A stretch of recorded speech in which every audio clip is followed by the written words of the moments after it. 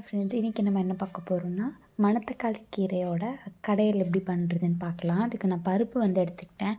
ஒரு 6 பேர் நான் சாப்பிட்ற அளவுக்கு பருப்பு எடுத்திருக்கேன். ஸோ அதனால் பருப்பு கொஞ்சம் கூட எடுத்துக்கிட்டேன். ஒரு 6 வரமிளகாய் எடுத்திருக்கேன். பச்சை மிளகாய் எடுத்திருக்கேன். அந்த பச்சை மிளகாய் வரமிளகாவும் 6 நான் தனியாக போடுவேன். பட் பச்சை மிளகாய் வேக வைக்கும் போதே போட்டுருவேன். ஸோ அதுக்கப்புறம் பூண்டு கொஞ்சம் ஒரு 4 பல் பூண்டு, ஒரு 4 தக்காளி எல்லாமே கட் பண்ணி போட்டு அடுப்பில் வச்சாச்சு. பருப்பு நார்மலாக நம்ம முருங்கைக்கீரையெல்லாம் செய்கிறோம்ல அந்த மாதிரி தான். ஸோ நான் இப்போ புளி தனியாக கொஞ்சம் ஊற வச்சுக்கிறேன். ஒரு குட்டி நெல்லிக்காய் சைஸ் அளவு நான் புளி எடுத்து ஊற வச்சுக்கிறேன். என்கிட்ட கீரை ரொம்ப அதிகமாகவே இருக்குது. நல்லா ஒரு கட்டுக்கு கொஞ்சம் மிஞ்சின கீரை தான் என்கிட்ட இருக்குது. இப்போ பருப்பு ஓரளவுக்கு நல்லா கொதித்து கொஞ்சம் குழைய வெந்துடும் பருப்பு. அந்த டயத்தில் தான் நம்ம கீரை போடணும். ஏன் அப்படின்னா பருப்பு கொஞ்சம் வெந்துச்சுன்னா தான் அந்த கீரை போட்டதுக்கப்புறம் நமக்கு கரெக்டாக இருக்கும். இல்லைனா பருப்பு வேகாது கீரை போட்டதுக்கப்புறம்லாம் அவ்வளவா. ஸோ இப்போ நான் கீரையை ஒரு பெரிய பாத்திரத்தில் தண்ணி ஊற்றி வச்சுருக்கேன். ஒரு 10 நிமிஷம் நீங்கள் அந்த கீரையை தண்ணியிலே வச்சிங்கன்னா அதில் ஏதாவது மண் இருந்துச்சு அப்படின்னா அதெல்லாம் அடியில் செட்டில் ஆயிரும். ஸோ அதனால் அதில் நல்லா தண்ணியை ஊற்றி வச்சுட்டு அதுக்கப்புறமா கொஞ்சம் நேரம் கழித்து அதை புழிஞ்சு எடுத்துக்கோங்க. தண்ணியிலேருந்து மேலோட்டமாக எடுங்க. அப்போ தான் அந்த மண்ணெல்லாம் சேர்ந்து வராமல் இருக்கும். எடுத்து நீங்கள் பருப்பு நல்லா மசிஞ்சதுக்கப்புறம் நல்லா வெந்துருச்சு இந்த டயத்தில். இப்போ நான் அந்த கீரையை ஆட் பண்ண போகிறேன். ஏன்னா பருப்பு நமக்கு ஓரளவுக்கு நல்லா வந்துட்டு இல்லையா, பார்த்தாவே தெரியும் உங்களுக்கு. இப்போ நான் கீரை கொஞ்சம் கொஞ்சமாக எடுத்ததில் ஆட் பண்ணுறேன். நல்லா கீரையை க்ளீன் பண்ணி நல்லா வாஷ் பண்ணி வச்சுக்கோங்க. இப்போ நான் அந்த கீரையை கொஞ்சம் கொஞ்சமாக எடுத்து ஆட் பண்ணிடுறேன்.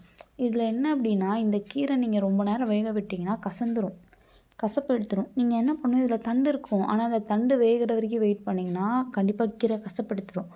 நீங்கள் அதை மிக்ஸ் பண்ணிகிட்டு இருக்கும்போதே உங்களுக்கே தெரியும் கீரை கலர் சேஞ்ச் ஆகும். நல்லா ஊறி நல்லா கலர் சேஞ்ச் ஆகும். அந்த டயத்தில் நீங்கள் அதை பார்த்துட்டே இருந்து நீங்கள் இது பண்ணிடணும், ஆஃப் பண்ணிடணும். ஏன் அப்படின்னா அந்த தண்டு பாருங்கள் இன்னுமே வேகாமல் தான் இருக்குது. ரொம்ப நேரமாயிட்டு. ஆனால் கீரை பாருங்கள் நல்லா சுருண்டு வந்துருச்சு.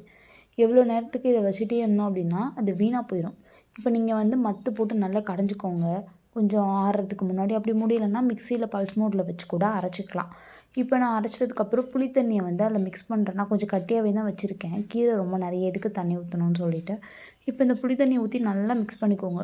புளி தண்ணி அப்புறம் உப்பு தேவையான அளவு எல்லாமே கரெக்டாக இருக்கா பார்த்துக்கோங்க.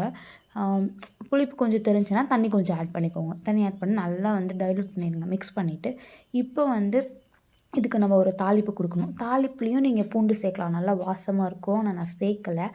எண்ணெய், கடுகு, அதுக்கப்புறம் காஞ்ச மிளகாய், ஒரு குண்டு மிளகாய் பார்க்க கொஞ்சம் அழகாகவும் இருக்கும். குண்டு மிளகாய் போட்டோம் அப்படின்னா கீரையில் ஒரு 5லேருந்து 6 மிளகாய் எடுத்துக்கிட்டேன். சும்மா நடுவில் லைட்டாக பிச்சு மட்டும் விட்டு. அப்போ தான் அந்த டேஸ்ட்டு கொஞ்சம் ஃப்ளேவர் கிடைக்கும் அப்படின்றதுனால. இப்போ அது நல்லா பொரிஞ்சதுக்கப்புறம் நான் அப்படியே கீரை மேலே ஊற்றிடுறேன். கீரை மேலே ஊற்றிட்டதுக்கப்புறம் நல்லா மிக்ஸ் பண்ணிவிட்டு எடுத்து சர்வ் பண்ணிங்கன்னா அவ்வளோ சூப்பராக இருக்கும் பார்க்கவே. உங்களுக்கே தெரியும். நீங்களும் செஞ்சு பார்த்துட்டு மறக்காமல் எனக்கு கமெண்ட் பண்ணுங்கள் எப்படி வந்துச்சு அப்படின்னு சொல்லிட்டு. கசப்பு இல்லாத மணத்தக்காளி கீரை அல்சருக்குலாம் அவ்வளோ நல்லது. கிடைக்கவே மாட்டேங்குது இப்போல்லாம். மறக்காமல் செஞ்சு பாருங்கள். பாய்.